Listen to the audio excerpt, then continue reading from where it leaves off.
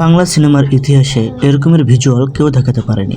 মেহেদী হাসান হৃদয় দেখিয়েছে, বাট এতটা প্রিমিয়াম ভাবে দেখাতে পারেনি। তাই নিঃসন্দেহে বলা যায় এই সিনেমাটা যদি ভালো হয়, ভিজুয়ালের দিক থেকে ইতিহাস হয়ে থাকবে। এই টিজারের ভিতরে কিছুটা এআই এর শট ব্যবহার করা হয়েছে। এআই ব্যবহার করা হয়েছে বলে কি সিনেমাটা একদম খারাপ হয়েছে?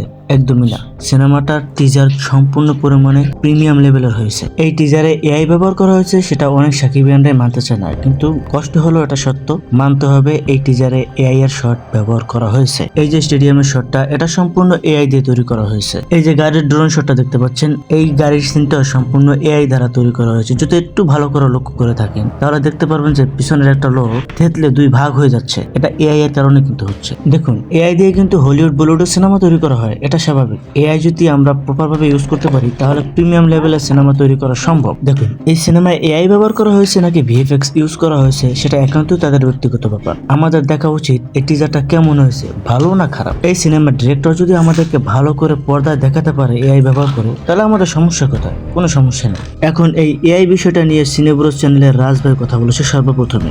সে এখন এই বিষয়টা নিয়ে কথা বলার কারণে তাকে প্রচুর পরিমাণে গালিগালাজ করা হয় এবং তাকে বলা হয় সে নাকি সিনেমার ভালো চায় না। দেখুন, পৃথিবীতে কোনো সিনেমায় পারফেক্ট হয় না, প্রত্যেকটা সিনেমায় কোনো না কোনো ত্রুটি থাকে। তেমনি এই টিজারও ত্রুটি আছে। কোনো লোক যদি সেই সিনেমার ত্রুটি না ধরে, তাহলে সেই ত্রুটি না ধরলে ডিরেক্টররা কখনোই নিজেদেরকে শুধরাবে না। আর যদি ডিরেক্টররা নিজেদেরকে শুধরাতে না পারে, তাহলে সিনেমা ইন্ডাস্ট্রি কখনো উন্নত হবে না, সিনেমার ভিজুয়াল কখনো উন্নত হবে না, সিনেমার এডিটিং থেকে শুরু করে টেকনিক্যাল দিক থেকে শুরু করে কোনো কিছুই উন্নত হবে না। তাই আমি মনে করি যে কোনো সিনেমায় আলোচনার পাশাপাশি সমালোচনা হওয়া উচিত। ভালো সিনেমা হলে সেখানেও সমালোচনা থাকার কিছু থাকলে সেই সমালোচনা করতে হবে, আর খারাপ সিনেমা হলে হয়তো সমালোচনা ভরপুর করতে হবে। আর সমালোচনা না করলে সিনেমা ইন্ডাস্ট্রি কখনই আগাবে না। তাই সমালোচনাকে আমলে নিতে হবে। ধন্যবাদ সবাইকে। চ্যানেলটি সাবস্ক্রাইব করবেন আমার।